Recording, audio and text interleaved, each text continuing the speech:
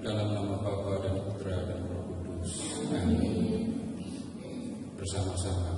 Ya Allah, Bapa kami bersyukur kepada-Mu karena Engkau telah memanggil kami untuk mengikuti Yesus Kristus Putra-Mu. Ya Tuhan yang menyelamatkan kami dan Guru yang mengajarkan jalan kebenaran kepada kami. Ya Bapa, kami berkumpul untuk mendengarkan firman-Mu yang Kau sampaikan dalam kitab suci.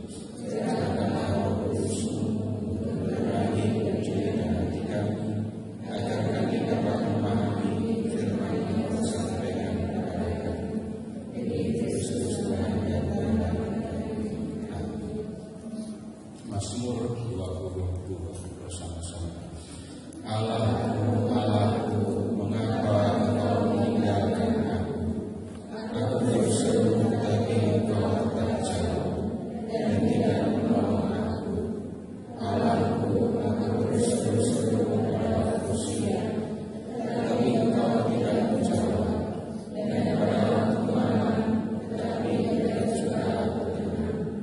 Padahal Engkaulah yang kudus yang bersemayam di atas puji-pujian orang Israel. Kepadamu memuliakan diri saya. Mereka percaya dan Engkau melembutkan mereka.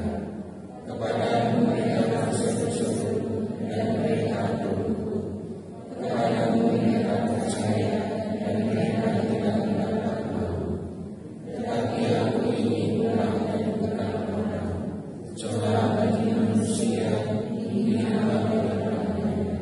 Semua yang mengira aku menolong aku. Mereka mencibirkan diri dan menyembelihkan kepalanya. Ia menyerah kepada Tuhan, biarlah Dia yang menurunkannya. Biarlah Dia yang melepaskannya, bukankah Dia berkenan kepadanya. Ya, Engkau meninggalkan aku dari kandungan. Engkau yang membuat aku aman pada dada ibuku. Kepadamu aku diserahkan sejak aku lahir. Sejak dalam kandungan ibuku, Engkaulah Allahku.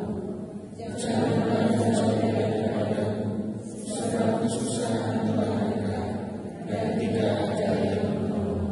Kemuliaan kepada Bapa dan Putra dan Roh Kudus.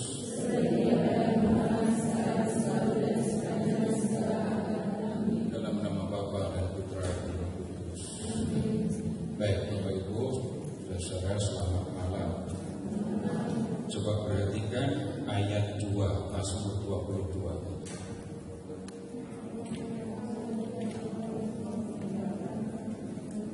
Kayaknya pernah dengar gitu ya, ada yang ngomong kayak gitu. Jadi menjelang kematian di kayu salib itu Yesus mengeluh atau bermazmur?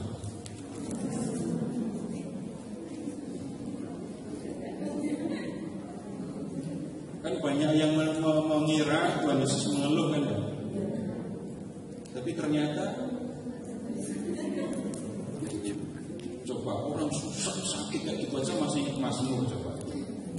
Waktu Tuhan Yesus marah, rumahku akan disebut rumah doa bagi segala bangsa, tapi kamu menjadikannya sarang penyamun. Tuh, marah aja kutip ayat. Ini mau meninggal dalam kesakitan, masih bermazmur. Itu kalau bisa gitu semua keren ya, nggak ada yang ngumpat ganti ayat gitu ya. Nah, baik, di pertemuan yang lalu kita sudah melihat diskusi yang lalu itu kita bicara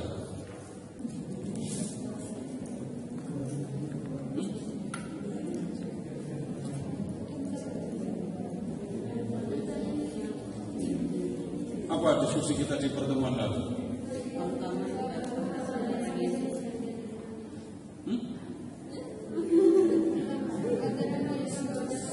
Coba dilihat yang catatan di bagian awalnya, jangan di bagian akhirnya.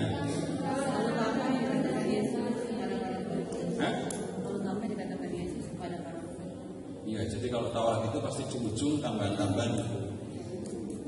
Ada kata Injil nggak? Ada, udah bisa kelihatan kok. Jadi pembicaraan kita di pertemuan lalu itu adalah hal utama yang diajarkan oleh Tuhan Yesus. Apa itu? Ya, yang diulang-ulang, bertobatlah dan percayalah kepada Injil. Lalu saya mengajak Bapak Ibu untuk mengingat waktu terima aku di Rabu Aku. Itu prodiakonnya ngomong apa? Saya punya pertanyaan, itu prodiakon yang ngomong kayak gitu itu paham apa enggak yang dia omongkan? Ya belum tentu. Atau suster juga ikut bagi aku ya?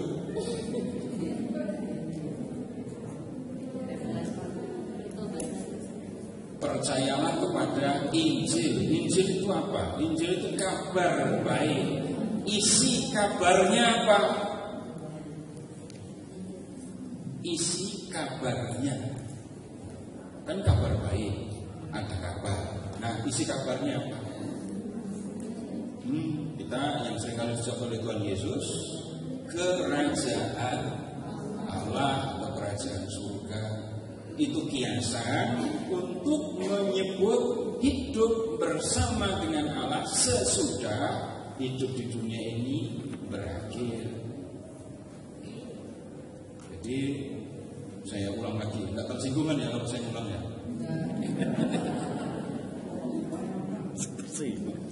Ntar kalau dia tersinggung, minggu lalu udah ngomong kayak gitu, kok ngomong lagi gitu. Begini, mengingatnya begini dulu, Bapak Ibu, selama kita hidup di dunia itu kan kita hidup dengan jiwa dan raga. Kemudian pada waktu kematian itu hanya raga yang mati. Ya, Bapak Ibu yang pernah bertugas, masih bertugas memandikan jenazah, itu Bapak Ibu jelas megang raganya orang, raga manusia yang sudah nggak ada jiwanya kan. Hanya yang biasa memandikan jenazah yang bisa ngomong sama mereka. Manusia pada umumnya nggak akan ngobrol sama jenazah. Jelas raga mati. Kalau nggak percaya, tunggu 10 tahun yang sudah dikubur di Bitung. Bongkar kan? Tinggal apa? Tulang, arlojinya masih ada. Sarungnya bisa ada. Tapi kelihatan tinggal tulang, rambut masih ada. Untuk 10 tahun rambut masih ada. Gigi ya. Tapi itu udah raga. Kemudian ada yang dikremasi, selesai. Tapi jiwa manusia tetap hidup. Jiwa yang tetap hidup dan sudah tidak punya raga itu dalam bahasa Indonesia dan kita gunakan di dalam gereja. Ingat 2 November ada apa? Peringatan arwah.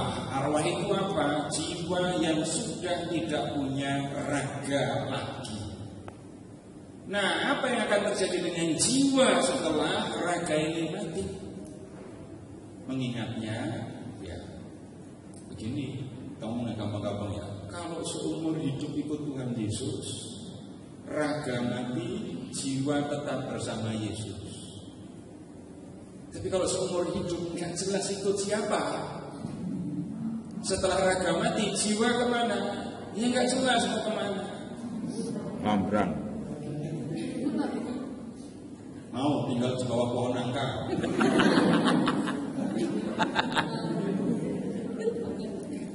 Itu biasanya para perempuan yang di pohon nangka itu. Kalau di sini ya pakai bajunya putih panjang, rambutnya diurai.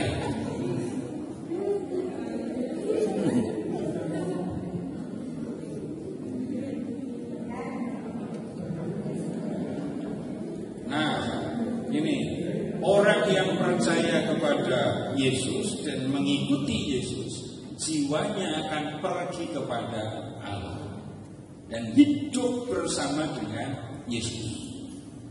Nah, hidup bersama dengan Yesus dalam kebahagiaan yang abadi itu yang disebut sebagai kehidupan kekal. Hidup kekal itu sama dengan hidup bersama dengan Tuhan Yesus. Begitu saja mengingatnya. Atau kalau mau yang lebih lengkap, Bapak Ibu, hidup bersama dengan Bapa, hidup bersama dengan Yesus. Nah, Tuhan Yesus menggunakan banyak gambaran untuk menjelaskan itu. gambaran yang paling buat saya paling romantis. Kalau mau saya bicara romantis Bapak Ibu, itu tidak selalu urusannya antara laki-laki dan perempuan, tapi hubungan suasana yang indah antar orang yang saling mengasihi. Misalnya antara orang tua dengan anak ada romantismenya kan? Ada. Kalau saya tanya, suster dulu kalau waktu masih kecil dipukul nggak sama orang tua? Hah? Pakai kayu bakar. Coba.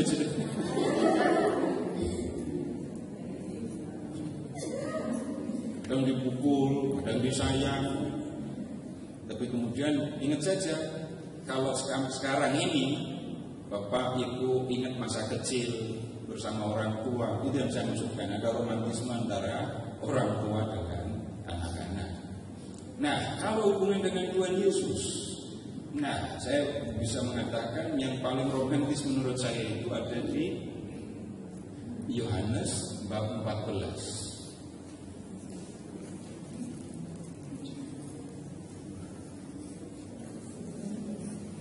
Yohanes bab 14.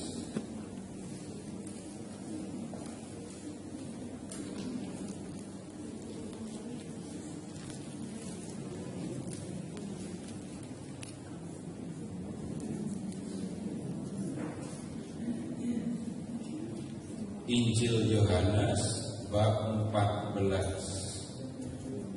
Sudah ketemu? Baik, ayat 1 sampai dengan 3 silakan baca bersama.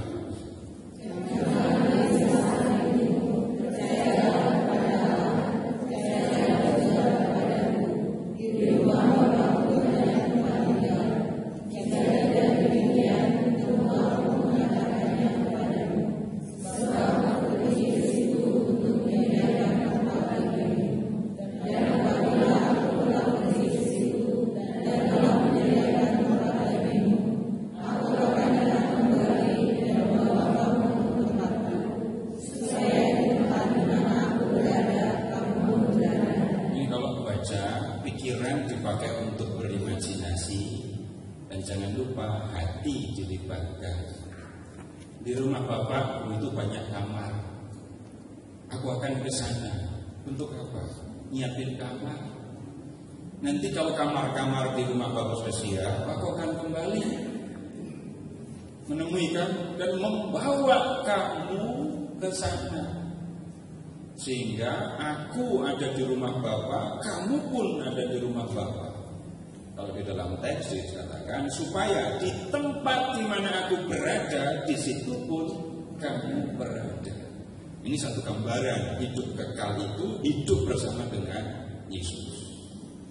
Kemudian gambaran yang paling kuat, paling banyak digunakan di dalam Injil itu adalah kerajaan surga atau kerajaan. Membayangkannya begini, ada satu kerajaan di surga. Nah, Tuhan Yesus rajanya. Lalu orang-orang yang percaya kepadanya itu akan hidup di sana sebagai rakyat. Nah, kita memang tidak pernah ada masuk dalam situasi menjadi warga suatu kerajaan. Ya, saya lahir di kerajaan Yogyakarta, tapi sudah nggak berasa lagi situasi hidup di dalam kerajaan. Ini ada yang dari Sumba, dari Sumba kan masih juga ada kerajaannya banyak di sana, dan benar-benar masih ada raja kan? Nah, Yesus raja. Lalu orang-orang yang percaya kepadanya itu akan hidup sebagai rakyatnya. Nah, bayangkan Yesus itu punya kuasa, sebutnya katakan saja dia maha kuasa, tapi sekaligus dia juga mengasihi. Nah, hidup bersama dengan Yesus dalam kerajaannya itu akan menjadi situasi yang sangat membahagiakan. Nah, gambaran ini diambilnya dari mana? Ya, dunia zaman itu, di zaman Yesus sebelumnya ya, sistem pemerintahan yang ada kerajaan. Dan orang tahu kalau rajanya baik, rakyatnya akan senang. Rajanya lalim, rakyatnya menderita. Nah, kalau rajanya itu adalah Yesus, maka yang akan ditemukan adalah orang yang akan hidup bahagia. Nah, sekarang begini, untuk memberikan gambaran hidup di dalam kerajaan Allah, di dalam kerajaan surga itu seperti apa, Bapak Ibu, Tuhan Yesus melakukan banyak mukjizat. Jadi kalau Tuhan Yesus membuat mukjizat, itu tujuannya bukan menyembuhkan orang sakit. Kalau Tuhan Yesus membuat mukjizat, itu tujuannya bukan untuk membangkitkan orang mati. Loh, kok begitu? Coba Bapak Ibu, Tuhan Yesus kan berpindah kan ya, berjalan dari satu tempat ke tempat lain. Kemudian orang datang dan disembuhkan yang sakit. Sampai ke kota Nain, ada rombongan orang yang mau mengubur jenazah. Yesus menghentikan dan kemudian membangkitkan anak seorang janda. Kemudian Yesus dipanggil oleh Yairus karena anaknya sakit. Waktu Yesus dalam perjalanan ke rumah, anaknya ternyata sudah meninggal. Yesus ke situ membangkitkan anak perempuannya. Tunggu dulu, ada satu lagi kan ya yang dibangkitkan oleh Tuhan Yesus. Siapa? Lazarus. Sekarang Bapak Ibu tolong mengingat yang sederhana saja. Selama Tuhan Yesus berkarya itu selama berapa tahun? 3 tahun. Selama 3 tahun itu ada berapa orang Galilea yang meninggal? Nanti lihat di apa itu capil di sana ya.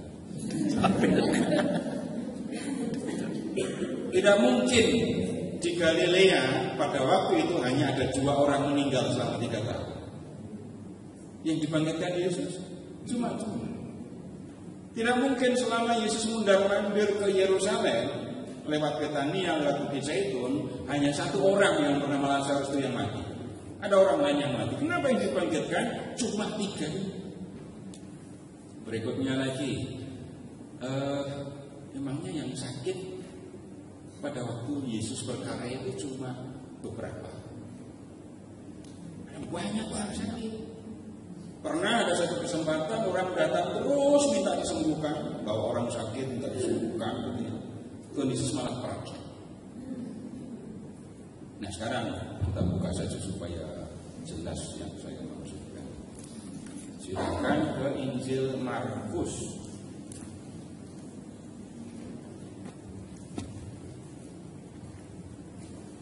Bab 1. Markus bab 1.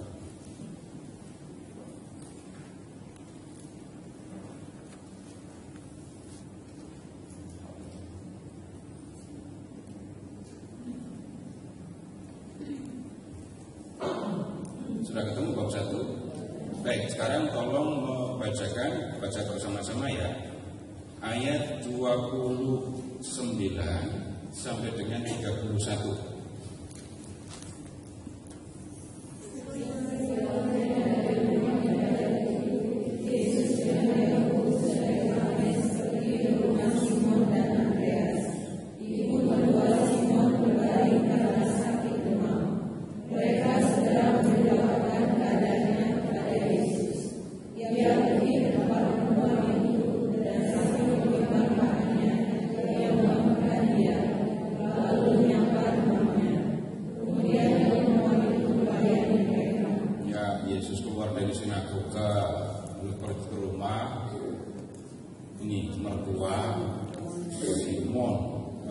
Simon, lalu ternyata ibu mertuanya sakit, demam.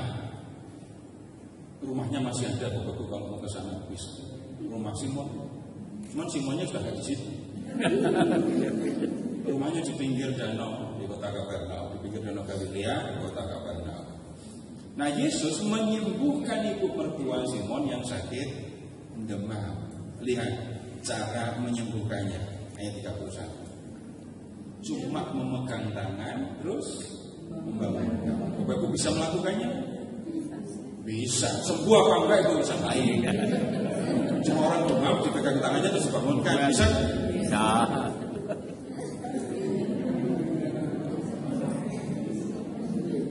Yesus menyembuhkan dia. Kemudian setelah itu kita lihat ayat 32 sampai dengan 34 bersama-sama.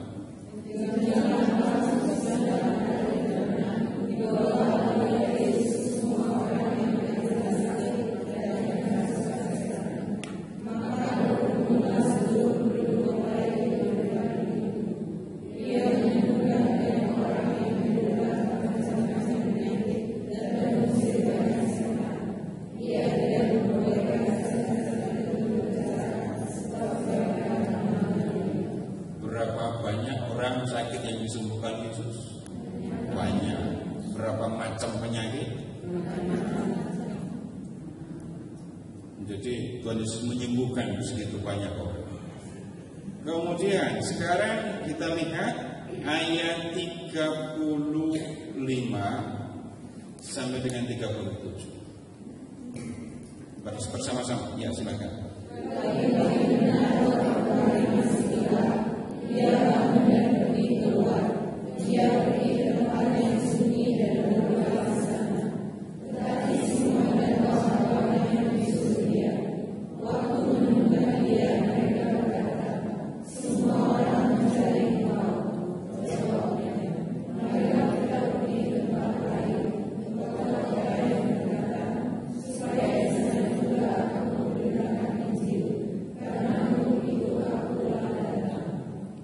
Lihat pagi-pagi ini ya, Yesus sudah menyendiri. Lalu para murid pada bilang, banyak sekali orang datang nyari. Ngapain? Buat apa mereka mencari Tuhan Yesus? Minta penyembuhan. Kemudian Tuhan Yesus melayani mereka. Enggak. Apa yang dilakukan Tuhan Yesus? Kita pergi ke tempat lain, ya, ke kota-kota yang berdekatan. Untuk apa? Memberitakan Injil kepada penduduk kota-kota lain. Dan kemudian jelas dikatakan, untuk itu aku telah datang. Jadi tidak ada Tuhan Yesus datang menyembuhkan orang sakit, membangkitkan orang mati, mengusir setan, gitu ya. Kalau Tuhan Yesus tujuannya seperti itu, Tuhan Yesus cukup tinggal di Nazaret atau di Kapernaum, buka plang gitu. Bangun Yesus menyembuhkan segala penyakit. Tambah lagi menerima penyembuhan jarak jauh. Tuhan Yesus akan cepat sekali kaya. Coba Bapak Ibu, ada orang mati, terus Tuhan Yesus bisa membangkitkannya. Bapak Ibu mau bayar berapa? Tujuan Yesus bukan itu, tapi untuk apa? Memberitakan Injil, memberitakan karunia kerajaan Allah. Nah, sekarang kalau Tuhan Yesus membuat mukjizat, itu dalam rangka memberitakan kerajaan Allah. Sekarang supaya lebih jelas, Bapak Ibu tolong ke Injil Matius 12.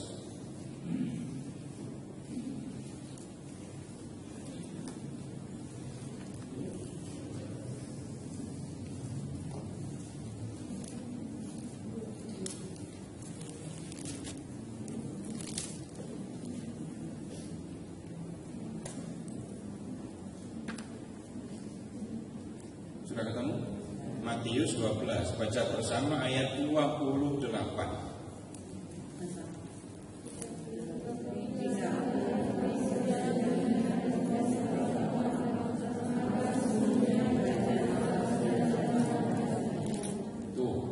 Tetapi jika aku mengusir setan dengan jari Allah, Arabiah. Jika aku mengusir setan dengan kuasa Allah, maka itu adalah tanda bahwa kerajaan Allah sudah datang. Nah sekarang balik lagi, bagaimana situasi di dalam kerajaan Allah? Di dalam kerajaan Allah, apakah ada orang yang mati di sana? Enggak ada. Orang yang telah masuk di dalam kerajaan Allah tidak akan mati lagi. Bapak Ibu, ada 3 mukjizat Yesus yang membangkitkan orang mati kan? Mukjizat Yesus yang membangkitkan orang mati itu memberikan tanda, petunjuk, penjelasan di dalam kerajaan Allah nanti tidak akan ada yang mati. Ya. Kemudian Yesus menyembuhkan orang yang sakit. Bapak Ibu silakan mengingat orang sakit apa saja yang disembuhkan oleh Tuhan Yesus. Ini tadi demam, kusta,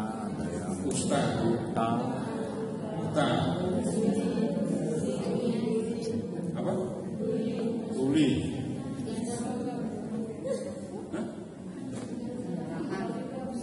Sakit. Yang pendarahan, tangannya sakit. Penyakit juga hanya penyakit kok. Satu-satu penyakit, lumpuh, busung air, bukan busung lapar. Nah kalau sekarang begini, Bapak Ibu ada yang rindu pengen sakit gitu nggak? Masa saya sudah lama sekali nggak sakit.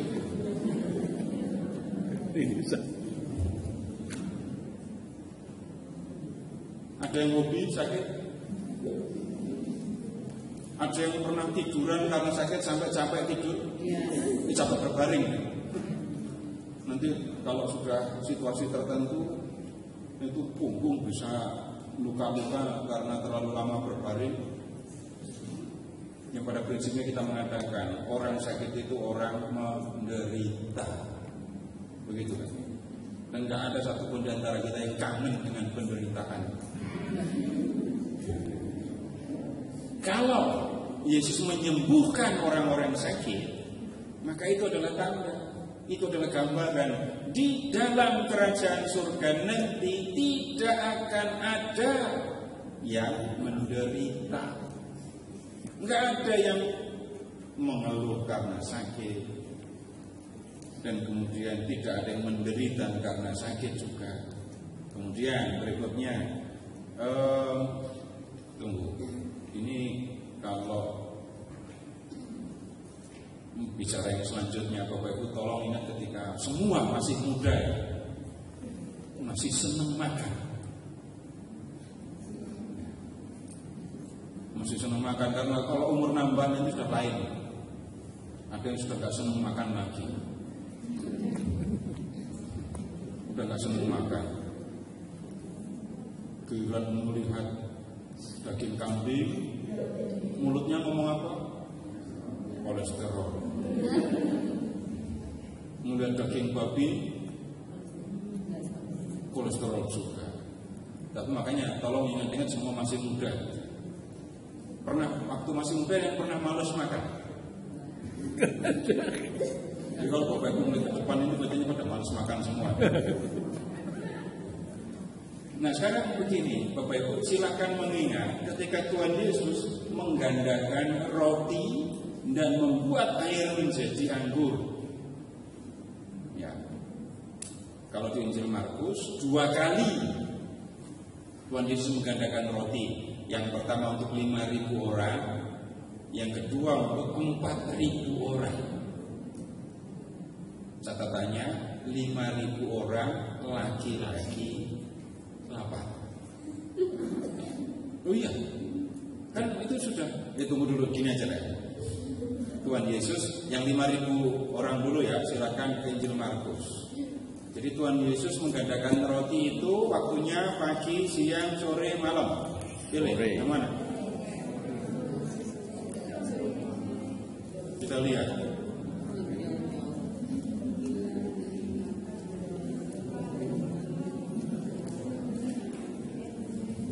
Bab 6, Markus 6.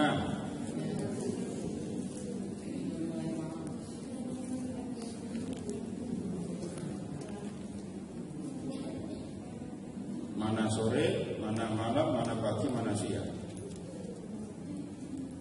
Melihat ayat 35.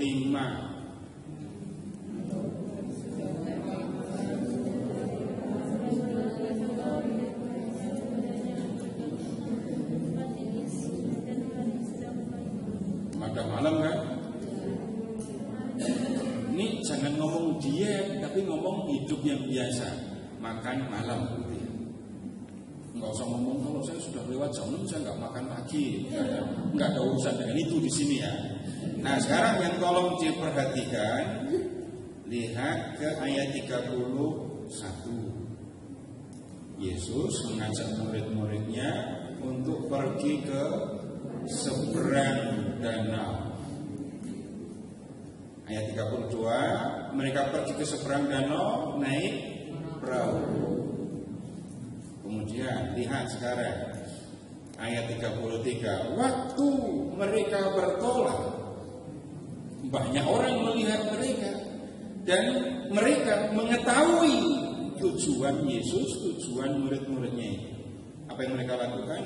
Dengan mengambil jalan darat, segeralah datang orang dari semua kota ke tempat itu sehingga mendahului mereka. Ketika Yesus mendarat, yang melihat sejumlah besar orang banyak. Ini dalam situasi yang wajar ya, situasi wajar. Danau. Yesus dan murid-muridnya naik perahu, orang banyak menyusuri pantai danau. Normalnya yang akan puluhan sampai jam. Yesus naik lapas. Yesus kan? Kalau sampai ternyata orang-orang itu sampai lebih dulu, berarti Lari. jawabannya itu mereka berjalan cepat-cepat. Kebayang sekarang laparnya mereka. Itu berarti siang-siang. Karena sesudah itu ayat 34. Mulailah ia mengajarkan banyak hal kepada mereka. Habis lari-lari, duduk, kuliah. Itu kan? Ya. Sampai menjelang, sampai ini, sudah mulai malam. Nah, yang saya maksudkan itu tadi, yang ikut makan, lihat ayat 44. 5.000 orang laki-laki. Lapar. Lapar. Kalau nggak lapar, ini snack satu cukup untuk semua. Kalau semua kenyang, ditawarin snack, terima kasih. Yang ini jauh sudah kenyang, ini jauh sudah gosok gigi. Itu bisa satu aja sisa. Tapi ini orang lapar. Sekarang hanya minta ini, bayangkan roti yang dibuat oleh Tuhan Yesus itu sebanyak apa? Memang ini bukan biskuit kecil-kecil satu-satu gitu ya. Ini rotinya orang Yahudi. Roti bantal. Bapak tahu roti Cani? Ya, roti Maryam. Karena ya kita nggak makan roti, sesekali kita makan roti, gambarannya roti kayak gitu.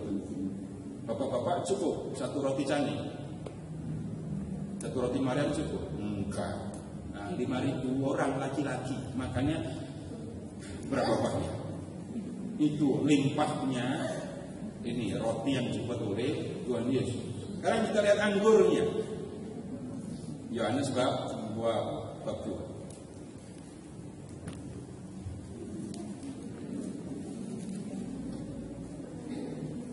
Yohanes bab 2. Enggak usah bicara detail. Cukup udah ketemu Yohanes bab 2. Baik, sekarang tolong cari ini tempayan.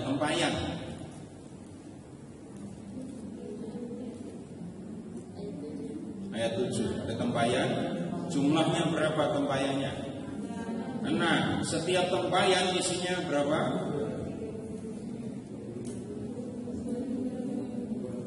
2 sampai dengan 2 atau 3 buyung.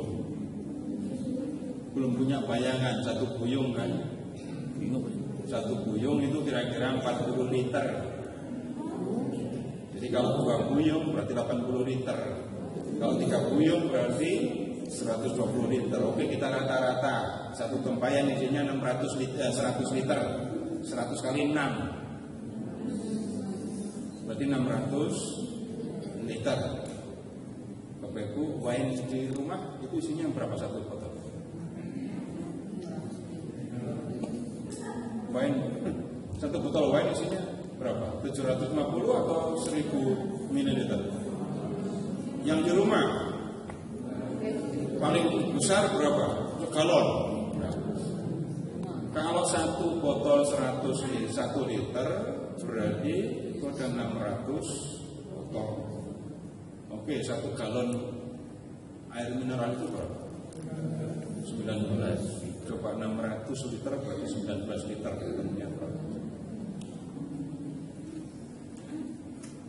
Ya, pertanyaan berikutnya, itu kira-kira sudah bisa membuat mabuk berapa orang? Satu kampung apa semua? Tunggu, ini anggur paling baik ya. Tunggu, sekarang gini, yang biasa minum anggur, yang lebih gampang membuat orang mabuk itu anggur baru atau anggur lama? Lama. Yang disebut anggur baik itu anggur baru atau lama? Lama. Balik lagi, yang bikin orang cepat mabuk, yang baru atau yang lama? Lama. Berarti ini kelimpahan yang dibuat oleh Yesus. Roti, anggur, ikannya juga ya, ikannya juga digandakan. Nah, apa hubungannya mukjizat ini dengan berita tentang kerajaan Allah? Itu mengingatnya sederhana saja. Kebutuhan dasar manusia itu kan makan dan minum. Walaupun sekarang enggak selalu. Kebutuhan dasar manusia sekarang banyak diganti pakai data. Nah, sekarang begini, kalau sudah hidup bersama dengan Yesus di dalam kerajaan surga, kalau Yesus sudah jadi raja dan murid-muridnya jadi rakyatnya, semua akan hidup berkecukupan, semua akan hidup sejahtera. Nanti di lain kesempatan kita menemukan pesta perjamuan surgawi gitu ya. Nah, Bapak Ibu jangan memikirkan harafiah. Nanti di sana banyak roti, banyak anggur. Kalau dipahami harafiah, ya repot. Saya ingatkan di pertemuan yang lalu, kalau Bapak Ibu ke surga lalu membayangkan makan minum, kalau habis itu nyari toilet, udah pulang jangan ke sana lagi ya. Karena itu pasti bukan surga. Nah, itu adalah gambaran tentang hidup di surga. Itu adalah hidup dalam kelimpahan, hidup dalam kesejahteraan. Kemudian, kalau sudah hidup bersama dengan Allah di surga, Bapak Ibu, maka tidak akan ada lagi roh-roh jahat. Yesus mengusir roh-roh jahat. Itu tanda di dalam kerajaan Allah enggak ada lagi roh-roh jahat. Nah, Bapak Ibu, kita mungkin minim pengalaman dengan roh jahat kan ya. Jangan ada kesurupan di sini. Banyak orang menyangkal, banyak orang tidak percaya, enggak masalah. Tapi kalau kita membaca apa yang dilakukan oleh Tuhan Yesus, membebaskan orang dari kekuasaan roh jahat, maka itu adalah lambang, tanda, gambaran di dalam kerajaan surga tidak akan ada lagi roh jahat yang mengganggu manusia. Nah, kemudian sekarang supaya kita tahu gambaran yang lain yang serupa dengan yang disampaikan oleh Tuhan Yesus, Bapak Ibu tolong pindah ke kitab Wahyu bab 21.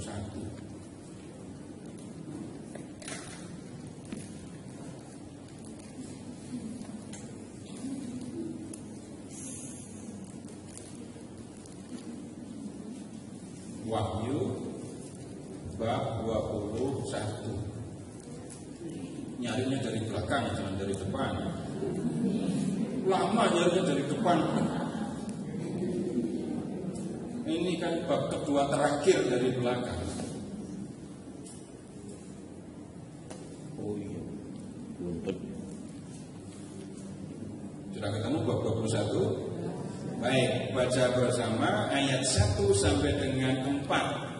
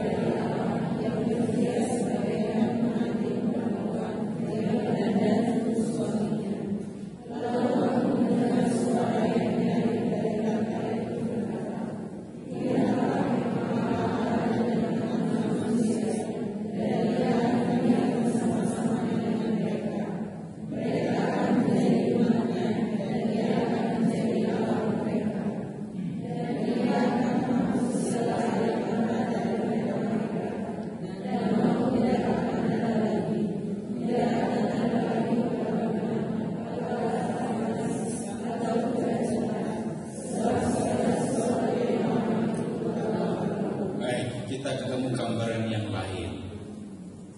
Hidup kekal, hidup bersama dengan Allah di sini digambarkan. Lihat, ada dalam dunia yang baru, ayat 1. Ada langit baru, ya, ada bumi baru, tetapi tidak ada laut baru. Coba lihat ya, lihat aja. Bahkan dikatakan laut pun tidak ada lagi. Yang ada hanya langit baru dan bumi baru. Loh, kenapa kok nggak ada laut lagi?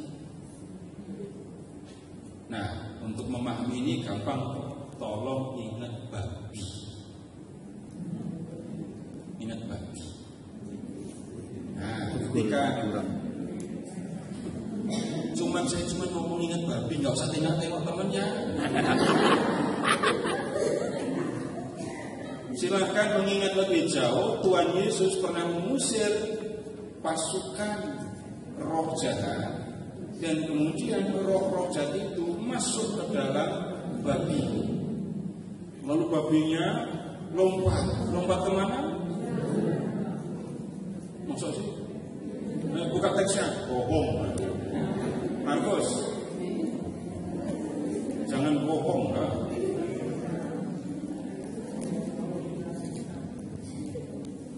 Di mana itu? Bab 5 ya. Ya udah cari babinya tadi.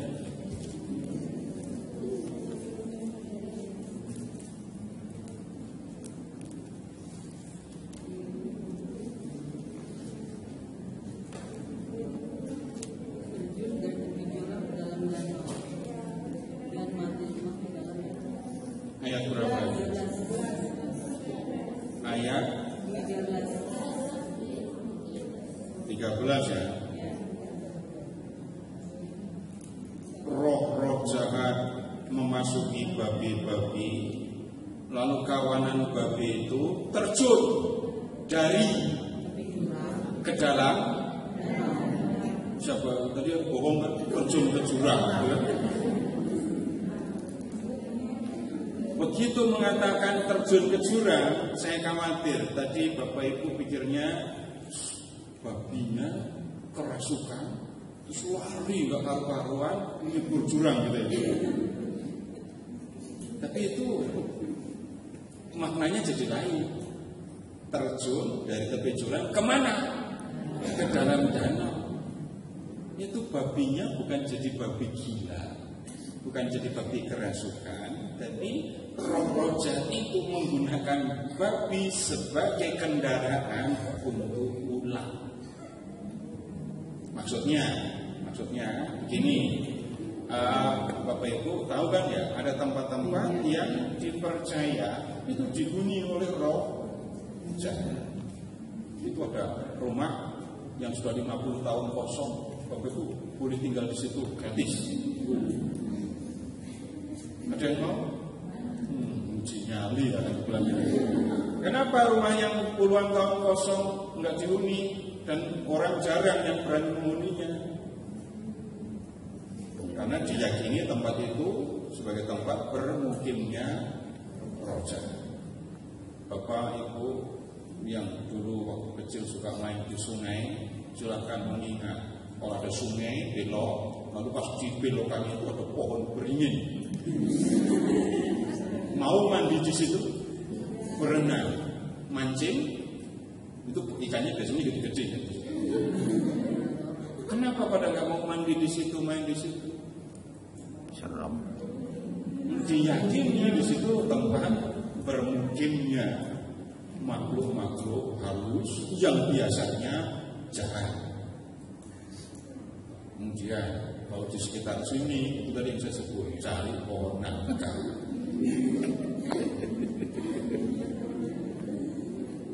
Di halaman rumah saya itu dulu ada pohon kantil, tinggi, bunganya banyak, wangi kalau malam.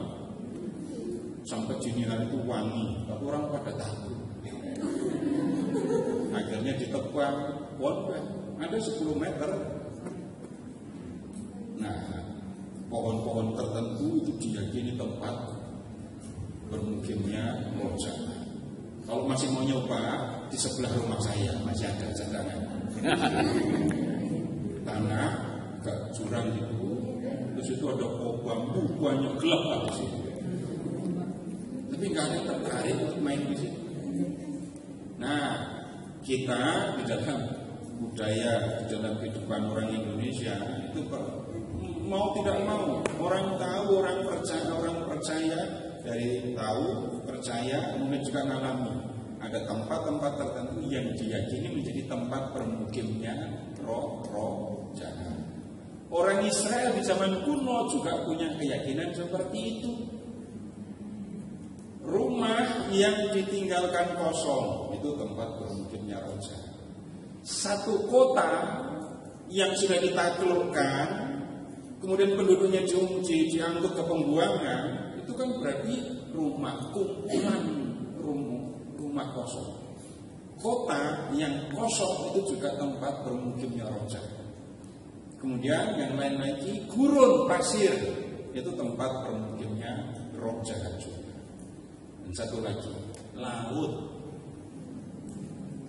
Laut itu juga dipercaya sebagai tempat bermukimnya roh jahat. Jadi legion tadi, pasukan roh jahat, naik babi.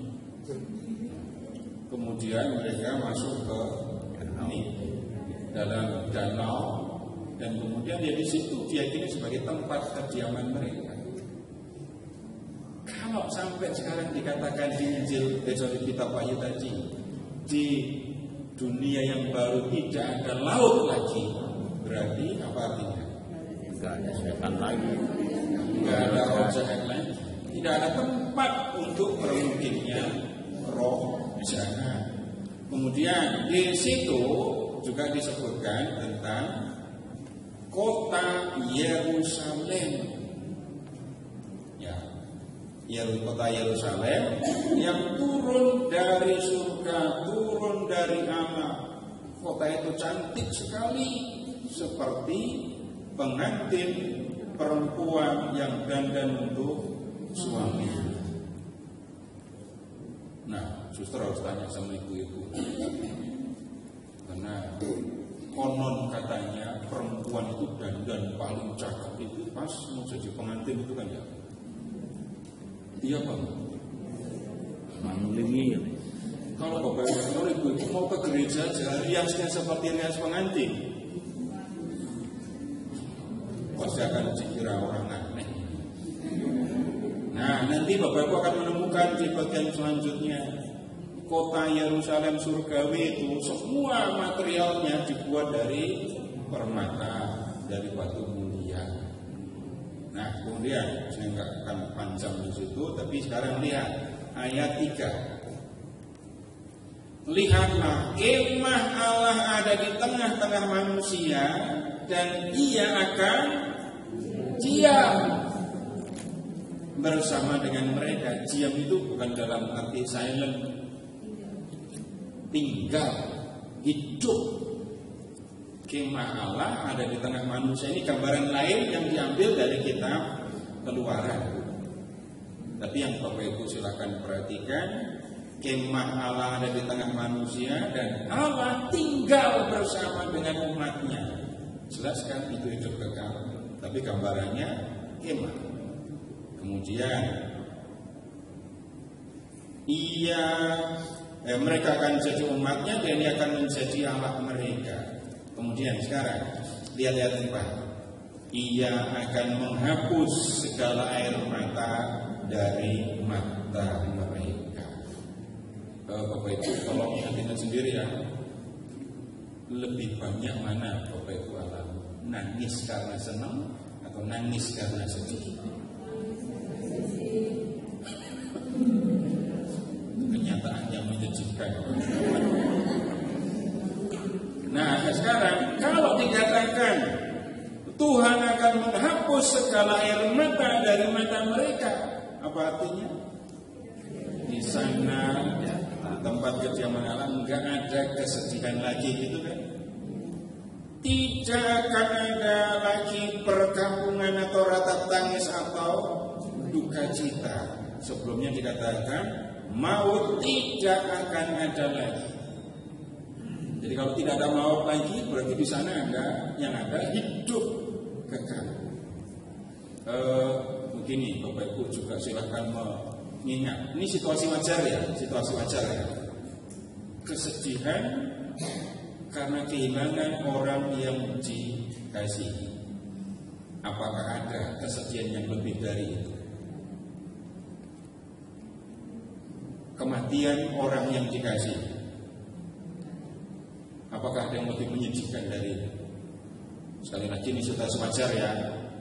Kalau yang gak wajar itu suaminya meninggal malah seneng-seneng gitu ya. Bukan gak sedih, seneng-seneng. Istrinya meninggal malah di kamar bilang yes. Orang aneh Mas. Kalau dikatakan maut tidak ada lagi, berarti di sana tidak ada lagi kematian. Dan karena tidak ada kematian, maka tidak ada perkampungan, tidak ada ratap tangis. Nah, Bapak Ibu, ini macam-macam gambaran tentang hidup kekal yang kita lihat ada di dalam Perjanjian Baru. Nanti habis ini kita akan lihat hidup kekal. Ya, yang diberitakan oleh Tuhan Yesus itu adalah karunia. Tapi kita mendapatkan karunia pada malam ini. Kita istirahat dulu. Kita nikmati karunia Allah dalam judulnya. Ini begini. Kalau kita melihat apa yang ada di sekitar kita, itu kan ada kelompok-kelompok orang-orang lain yang juga percaya akan hidup kekal kan? Iya. Nah, kemudian begini, pemahaman orang lain itu kadang, bukan kadang, malah sering, itu punya pengaruh besar untuk orang Katolik, sehingga orang Katolik bahkan nggak bisa membedakan ini keyakinan Katolik atau bukan.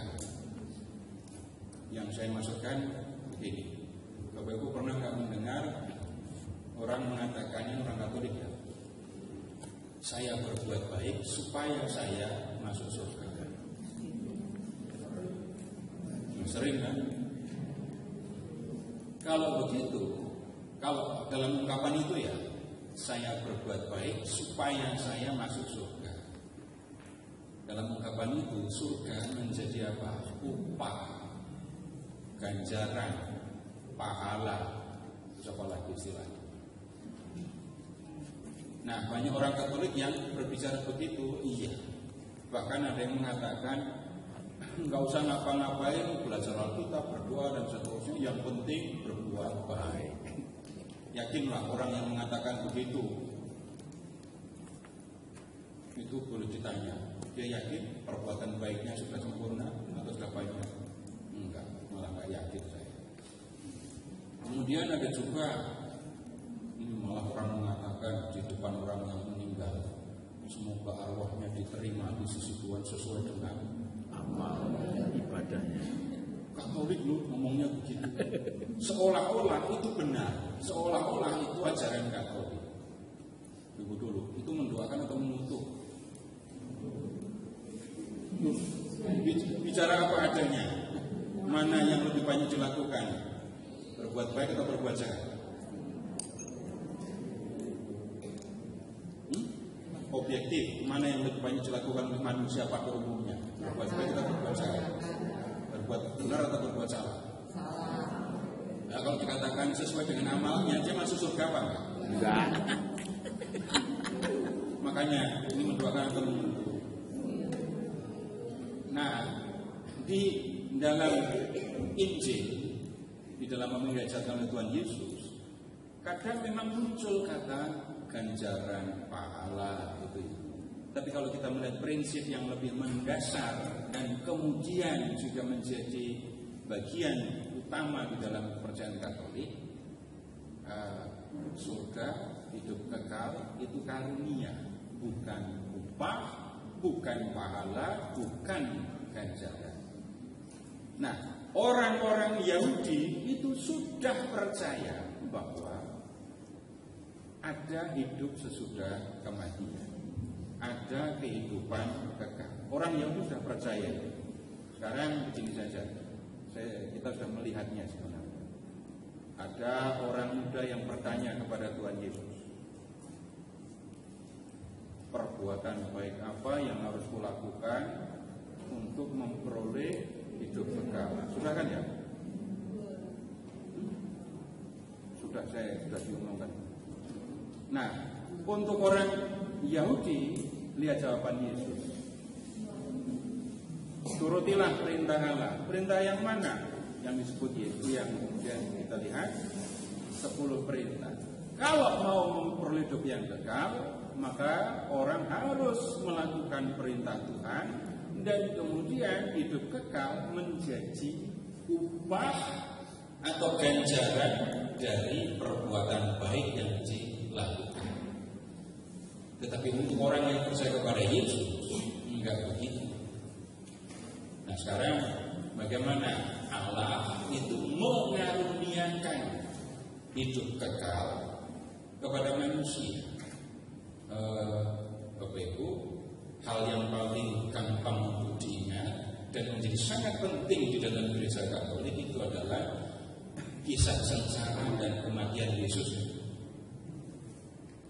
Karena begini, Bapak Ibu sudah berapa kali ikut ibadah misa peringatan arwah?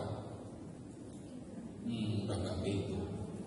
Tapi tolong diingat-ingat, pernah nggak orang yang melakukan peringatan arwah, mendoakan arwah itu menceritakan ulang proses kematiannya?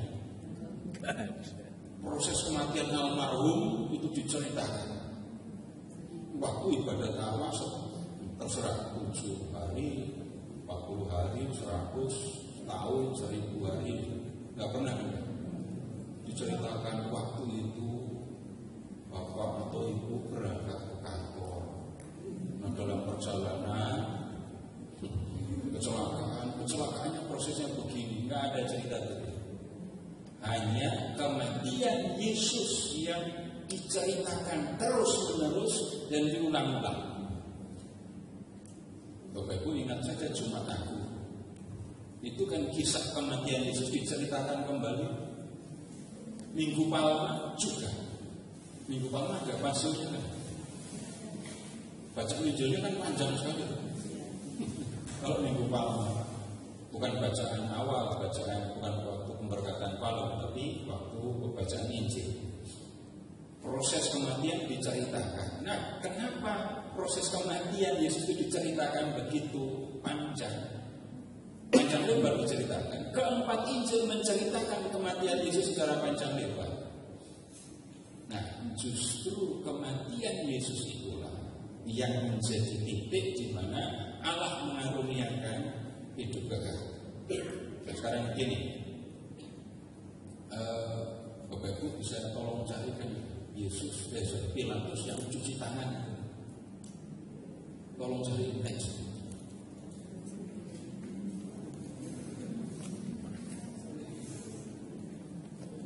Pontius Pilatus yang cuci tangan.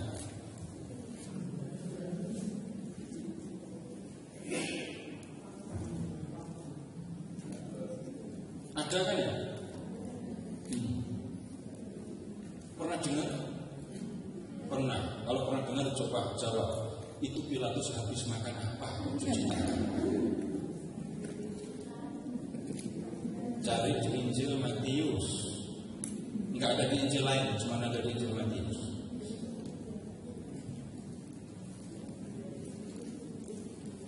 Matiusnya ya babnya sudah mulai dari bab 27. 26 atau 27? 27.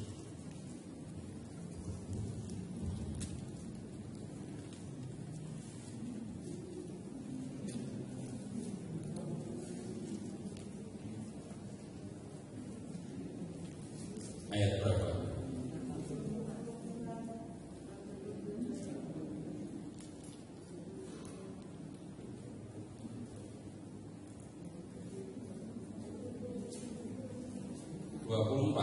Ya. Baik, baca bersama-sama.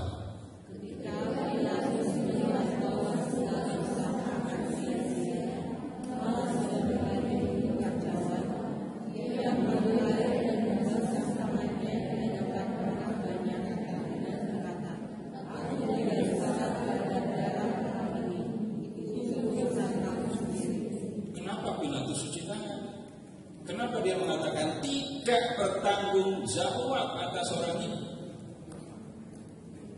Kalau dibaca bagian-bagian sebelumnya dan sebelumnya kita akan menemukan Pilatus sudah memeriksa Yesus dan kemudian tidak menemukan kesalahan dalam diri Yesus. Kemudian kita pindah ke Injil Lukas. Tolong cari kepala pasukan yang menyaksikan kematian Yesus.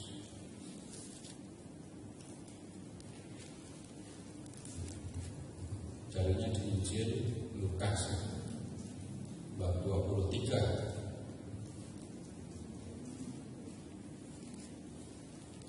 Matius baru dapat baca cuma soalnya pindah lagi. Bab 23 ayat berapa? 47. Ya, baik, silakan dibaca bersama.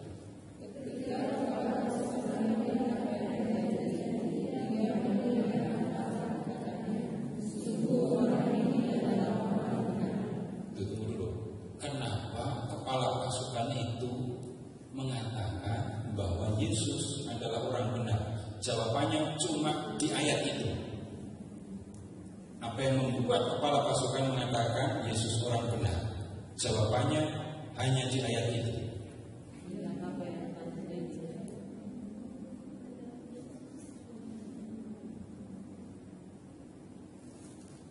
Cuma satu ayat, jangan cari kemana-mana. Ia melihat apa yang membuat kepala pasukan mengatakan Yesus orang benar?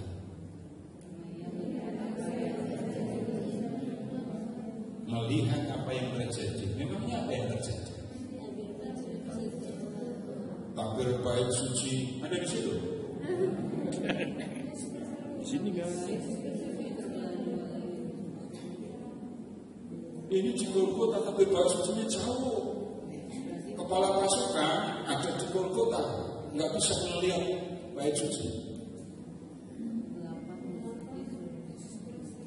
Perhatikan situasi ketika Yesus wafat.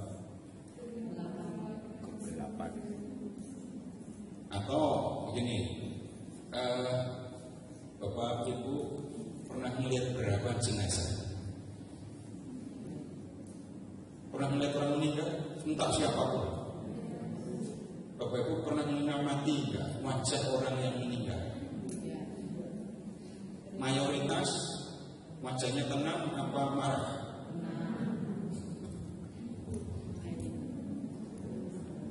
Berapa kali saya ketemu, ini waktu hidup baby face, begitu udah jadi jenazah lebih baby face lagi.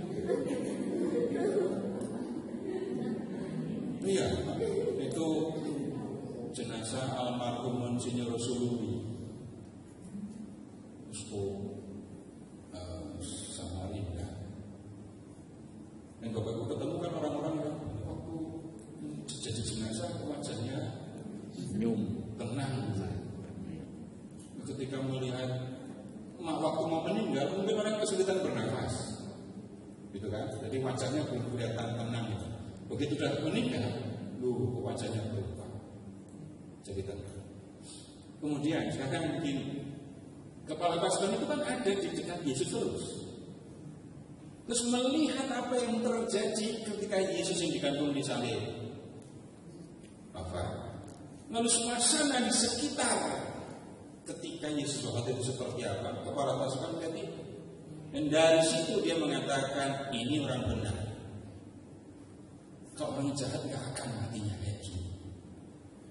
Nah, kemudian sekarang begini, ketika mendengar yang sederhana tadi ya, ucapan Pilatus ketika cuci tangan, ketika mendengar ucapan kepala pasukan, dan kemudian nanti kalau kita baca lebih detail lagi, kita akan menemukan Yesus yang digantung di kayu salib, mati di kayu salib, itu bukan orang jahat, gitu ya.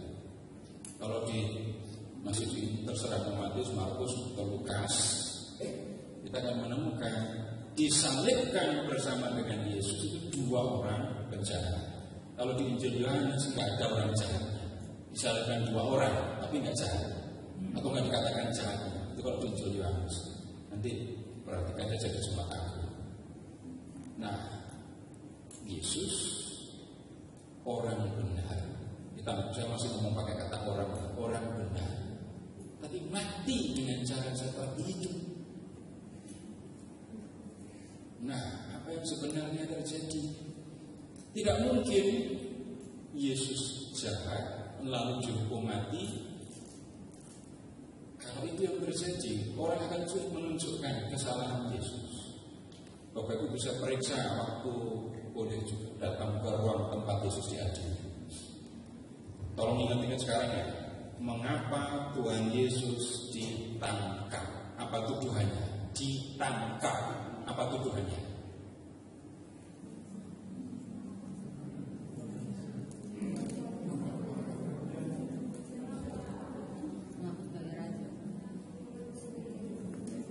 Bapak Ibu jawab apapun salah, karena nggak ada alasannya apa-apa Yesus ditangkap. ditangkap dulu baru dituduh. Coba, kan mulainya dengan Yesus yang mengusir para pedagang, ya kan? Lalu para pemuka Yahudi berusaha membunuh Yesus. Tapi pembunuhannya itu enggak mau rame-rame. Maka yang kemudian terjadi, lihat berkat pertolongan Yudas Iskariot, Yesus ditangkap kan? Kemudian begini, ditangkapnya itu karena apa? Tuduhannya apa? Enggak ada tuduhan. Kemudian Yesus dibawa ke mahkamah agama Yahudi kan? Mahkamah agama, pengadilan Yesus 2 kali ya. Pertama pengadilan di mahkamah agama. Kalau di Injil Markus seru pengadilannya. Yesus diadili, lalu dihadirkan saksi-saksi palsu. Tapi kesaksian satu sama lain itu nggak cocok. Seorang tertuduh bisa dijatuhi hukuman kalau ada 2 saja kesaksian yang sesuai. Ini banyak saksi palsu, kesaksian mereka satu sama lain nggak cocok. Kemudian selama diadili itu Yesus diam saja. Lalu imam besar, pimpinan sidang lalu bertanya, benar nggak kamu anak Allah? Yesus bilang, kamu bilang begitu. Dan engkau akan melihat anak manusia duduk di sebelah kanan yang maha kuasa. Nah, imam besar langsung ambil kesimpulan, Yesus sudah menghujatkan. Ya, sudah menghujatkan. Oke, dibuka saja Injil Markus. Buka Injil Markus.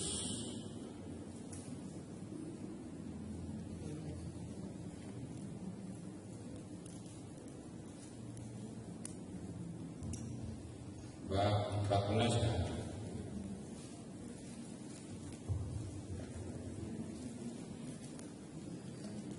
Markus 14. Sudah ketemu? Lihat ayat 53. Baca bersama 53.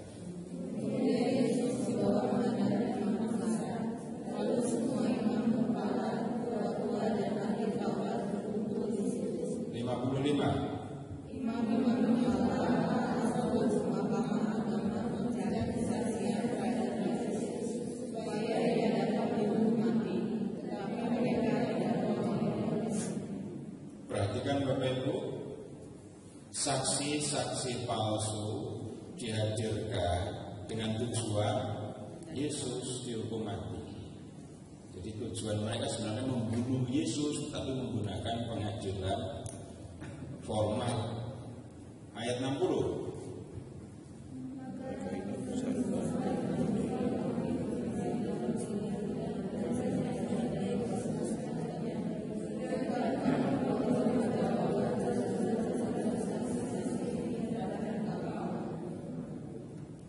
Yesus berdiam aja kan dari tadi ya. Ditanya sama imam besar, ayat 61 sekarang.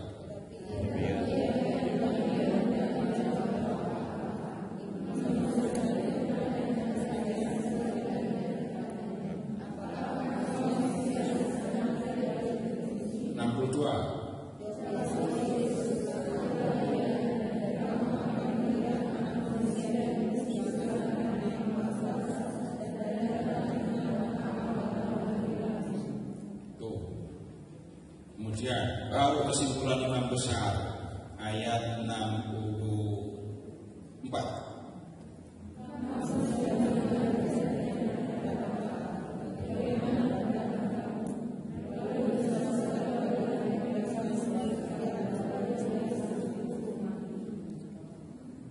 Jadi untuk apa kita perlu saksi lagi? Enggak perlu. Yesus dituduh menghujat Allah, dan hujatan itu dilakukan di hadapan mahkamah agama yang anggotanya itu 70 orang. Kurang banyak kita malam ini, nggak sampai 70 kan? Masih tambah satu lagi, imam besar. Jadi Yesus menghujat Allah di hadapan minimal 71 orang, maka dikatakan nggak perlu saksi lagi. Nah, hukuman untuk orang yang menghujat Allah itu adalah hukuman mati. Caranya dilempari dengan batu. Silakan sekarang buka Imamat bab 24. Imamat 24. Tangannya sudah mulai lemes berubah kita.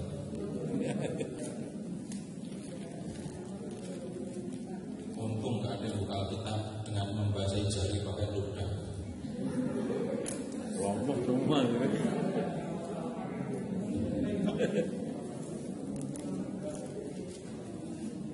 Imamat 24 tentang orang yang menghujat Allah. Mulai dari ayat berapa? Coba cari di situ. Orang yang menghujat Allah.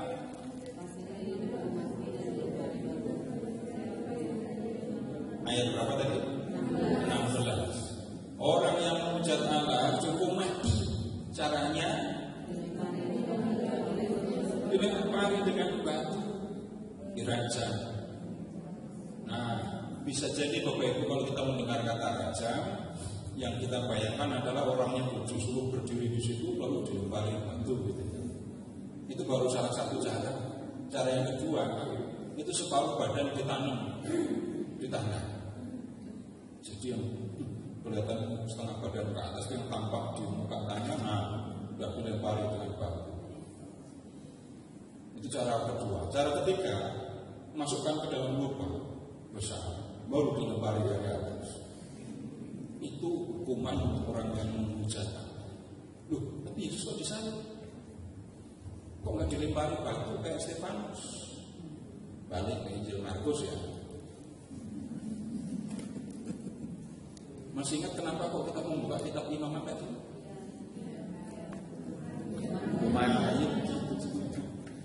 Jadi kita belajar satu kitab dengan minta keterangan dari kitab lain, itu teknisnya. Jadi nanti jangan memfitnah saya, Pak Syed ngajarnya muter-muter. Kita belajar di Markus pengadilan Yesus kan. Oh ini kok ada menghujat anak, terus hukumannya mati. Ini ada di kitab Imamah. Ini baru keterangan yang umum. Bapak Ibu ingat imam besar tadi ngapain tadi setelah mendengar Yesus bilang begitu tadi? Mengoyak. Bapak Ibu tahu nggak? Ini imam besar melanggar hukum Taurat. Karena kalau di kitab Imamah, imam besar itu nggak boleh mengoyak jubah. Tapi nggak usah buka yang gitu. Nggak semua perlu saya omongkan malam ini ya. Udah ada di Markus sekarang. Sekarang lihat ke bab 15.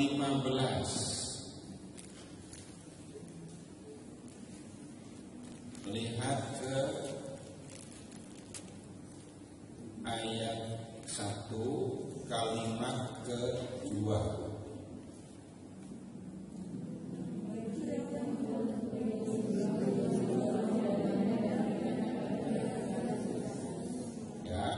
Lanjut sampai ayat 4.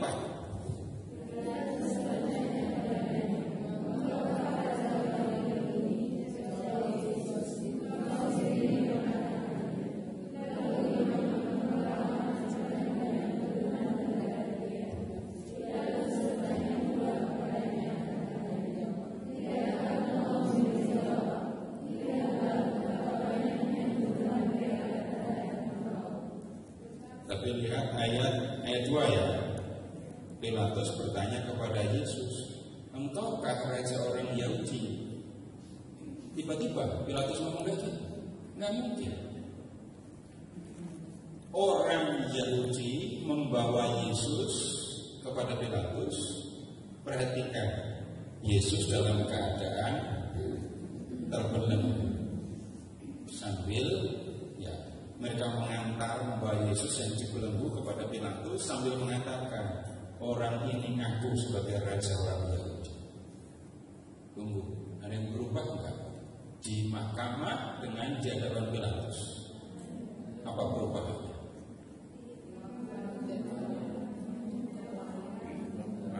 Tuduhannya tadi menghujat Allah. Kemudian ketika membawanya kepada Yesus, membawa kepada Pilatus mengaku sebagai raja. Gimana sih? Memang tunggu, belenggu itu apa sih? Belenggu. Dia di borgol di pokoknya. Borgol itu apa lagi? Pokoknya diikat lah, gue nggak kabur. Yang Bapak Ibu bayangkan itu rantai atau tali? Oh, jadi itu rantai zaman itu.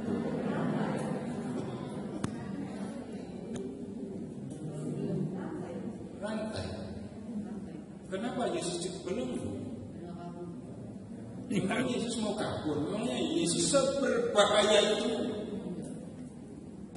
Nah, sekarang tinggal mengingat Pilatus itu wakil kaisar untuk Yudea. Tugas Pilatus adalah menjaga ketentraman wilayah Yudea. Kemudian orang-orang pemuka Yudea mau menunjukkan kesan kepada Pilatus, mereka baru saja menangkap orang yang mengaku sebagai raja orang Yahudi. Palestina, wilayah Yudea, Galilea, Samaria, itu ada di bawah kekuasaan Romawi. Pilatus penanggung jawab untuk wilayah Yudea. Kalau di situ ada orang yang mengaku raja, berarti dia memberontak. Kalau begitu tanggung jawab Pilatus untuk menjaga keamanan wilayah Yudea. Bapak Ibu silakan mengingat hukuman untuk pemberontak atau pengkhianat. Hukumannya apa? Bapak Ibu silakan periksa dalam sejarah. Orang-orang yang terlibat tertanggung jawab dalam pengkhianatan G13 PKI misalnya. Berapa banyak orang yang dijatuh hukuman mati? Terserah mau PKI yang 48 atau 65. Perhatikan juga pemberontakan yang DITI, Permesta, APRI. Itu kan banyak yang dihukum mati. Itu hukuman untuk pemberontak dari dulu sampai sekarang masih tetap sama.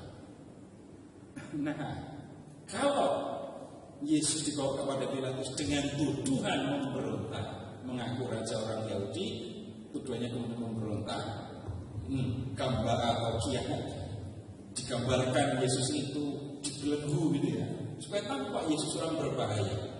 Yang mereka tujuan, Pilatus menjatuhkan hukuman mati kepada Yesus.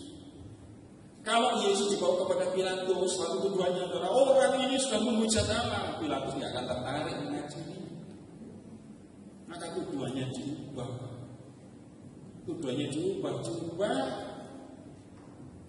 dengan tuduhan yang memungkinkan Yesus dijatuhi hukuman mati. Begitu maksudnya. Direkayasa. Nah, kita lihat Pilatus memeriksa Yesus. Dan Pilatus menemukan bahwa Yesus, kalau pakai bahasa sekarang, sama sekali tidak ada tampang pemberontak. Bapak-bapak yang guru misalnya, itu kan bisa bedain kan, ini anak cerdas, ini anak yang kurang, ini anak yang latar belakangnya kejam, di rumah terjadi kekejaman.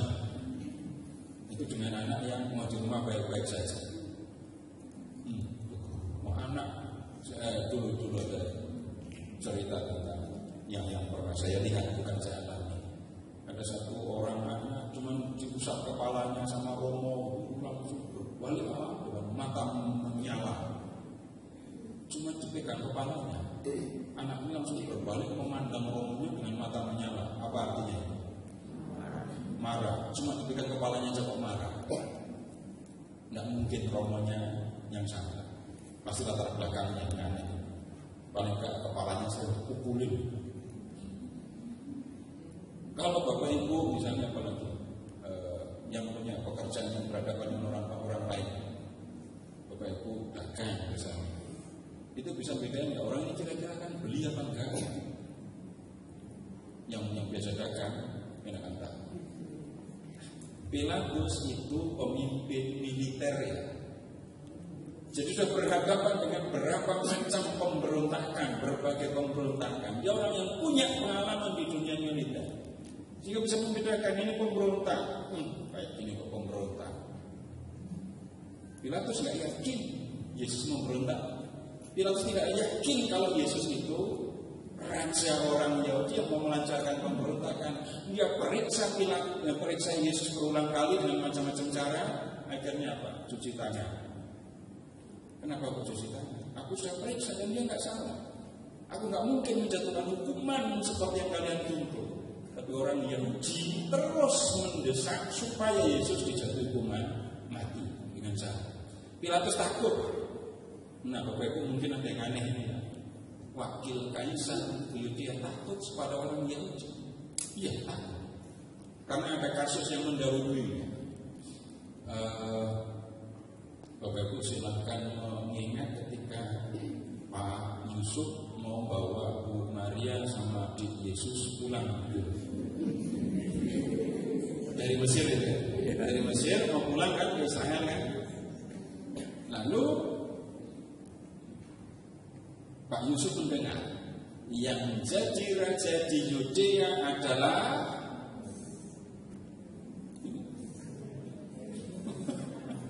buka dulu Matius bab 2.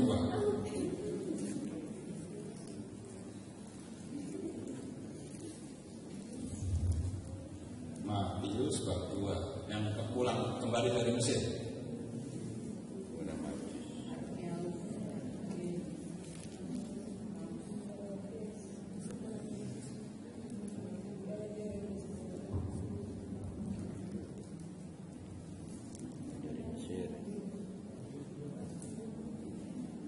Apa yang dikatakan ayat berapa? Ada nama akhir Arkelaus Kejadian berapa? 22. Perhatikan, karena Yusuf tahu yang berkuasa di Yudea adalah Arkelaus, Yusuf tidak membawa Maria dan Yesus ke Bethlehem. Waktu mau mengungsi kan berangkatnya dari Bethlehem kan? Jadi kalau pulang harusnya ke Bethlehem.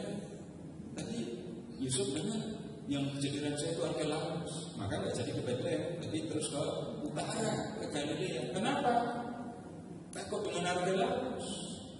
Kalau Bapak Ibu cari di sejarah, nanti silahkan googling. Arkelaus itu kejam kayak bapaknya, Herodes I. Kejam. Dan karena kekejamannya, orang Yahudi protes kepada Kaisar. Mendengar protesnya orang Yahudi, Kaisar membuang Arkelaus. Yang minta tolong diperhatikan lobinya pemuka Yahudi ke Kaisar. Itu loh, lobinya orang Yahudi ke Kaisar bisa membuat Arkelaus dibuang. Nah, Pilatus itu ditunjuk untuk menguasai atau memperhatikan wilayah Yudea yang tadinya dikuasai Arkelaus.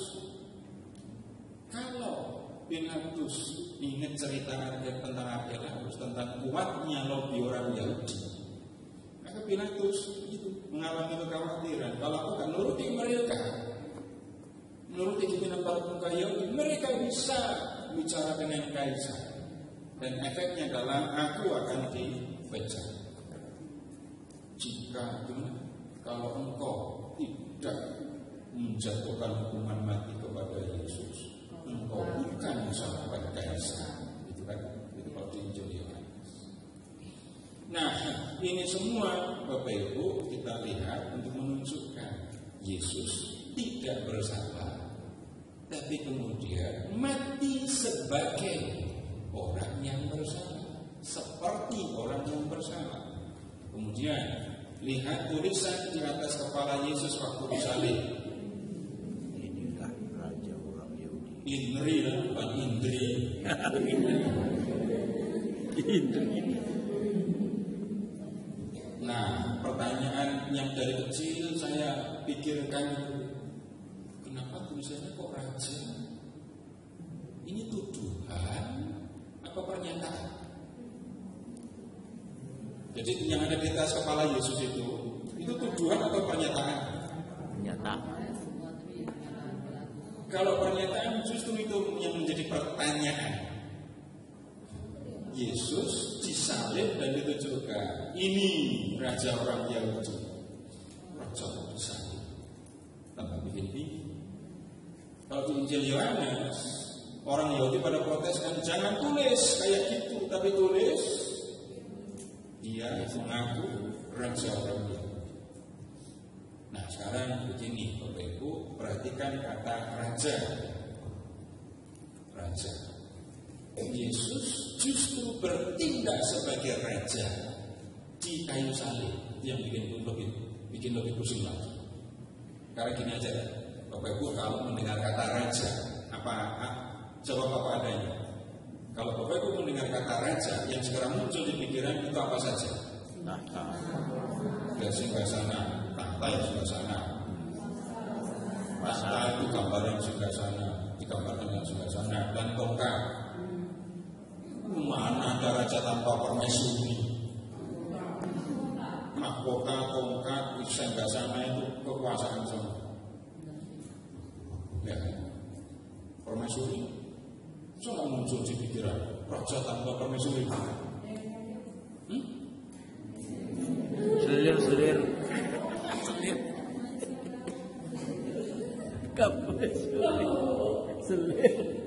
Coba Bapak Ibu ketika Yesus disalib, terus ini raja, singgasananya, tongkatnya, mahkotanya duri.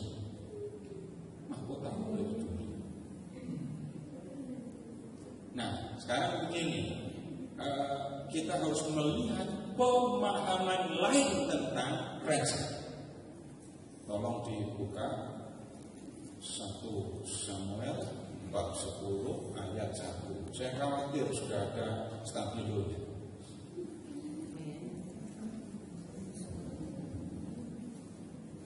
Satu Samuel bab 10 ayat 1.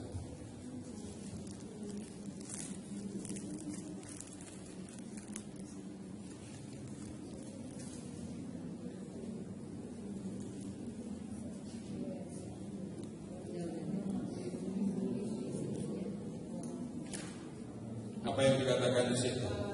Lalu Samuel mengambil buli-buli berisi minyak, dituangkanlah ke atas kepala Saul.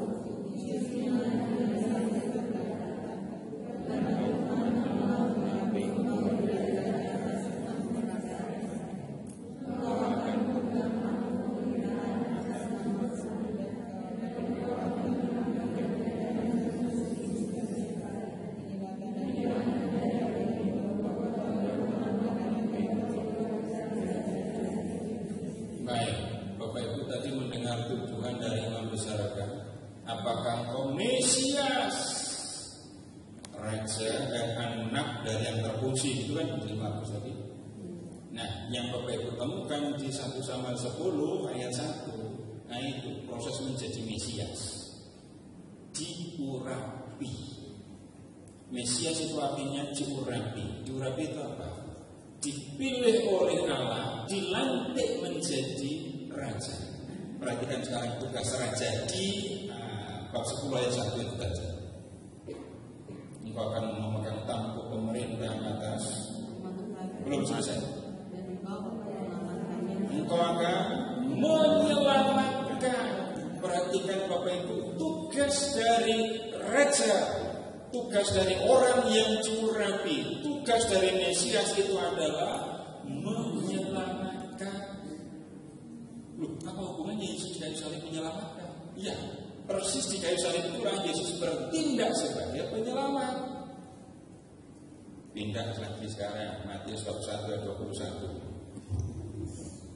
Pokoknya sampai jadi komplain. Kalau ini Bapak langsung akan tahu. Langsung pasti nggak usah dijelasin juga ngerti.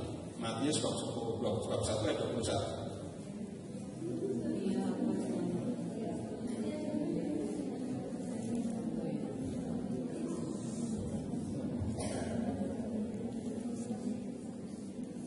Udah ketemu? Kenapa anak yang dilahirkan Maria itu harus diberi nama Yesus? Menyelamatkan umatnya dari dosa. Nah, Bapak Ibu, itu yang terjadi pada Yesus kayu salib, menyelamatkan manusia dari dosa. Bapak Ibu, saya tidak merendahkan. Sebaik-baiknya Bapak Ibu, atau sebaiknya ibu-ibu, bisa ibu menyelamatkan anak ibu dari dosa, bisa membersihkan jiwanya dari dosa. Tidak bisa. Yang bisa menyelamatkan manusia dari dosa, yang bisa membersihkan jiwa manusia dari dosa, itu bukan manusia malah. Nah, dari situlah Bapak Ibu kita tahu siapa sesungguhnya Yesus, anak Allah, firman yang menjadi manusia, dan kemudian dia mati di kayu salib, bertindak sebagai penyelamat. Disitulah dia bertindak sebagai raja. Nah, kemudian sekarang satu lagi yang menutup, Markus bab 10 ayat 40 itu. Bapak Ibu, maaf ya, biasanya hafal ayat ini tapi cuma separuh.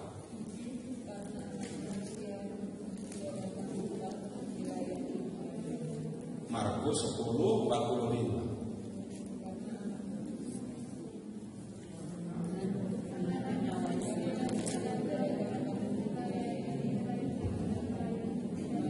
Biasanya yang dihafalkan karena anak manusia datang bukan untuk dilayani, melainkan untuk melayani, kan?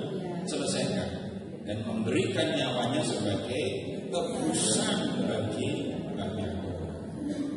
Manusia itu berdosa, harusnya manusia yang dihukum. Tapi Yesus, anak Allah, firman yang menjadi manusia itu, dia menjadi orang benar kan? Walaupun dia benar, dia menanggung hukuman yang harusnya ditanggung oleh manusia yang jahat, yang berdosa. Yesus menderita di kayu salib, mati, turun ke dunia orang mati. Yesus menanggung hukuman dan untuk orang berdosa. Dan dengan cara itu orang yang berdosa lalu dianggap tidak berdosa lagi, maka kemudian manusia dipandang layak untuk menerima hidup kekal. Bersoraklah, nyanyikan lagu gembira bagi Kristus yang nanti jangan pasti nyanyi kok. Kita bagi kita. Bersoraklah, nyanyikan lagu gembira bagi Kristus yang menebus kita. Terus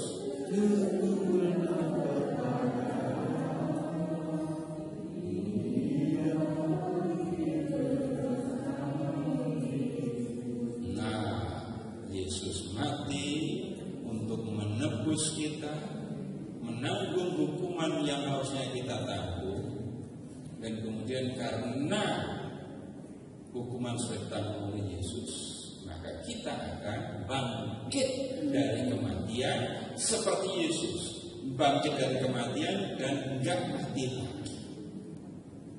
Tapi mau mati sekarang atau mau nanti, pokoknya kita pulang sekarang. Terima kasih. Selamat malam.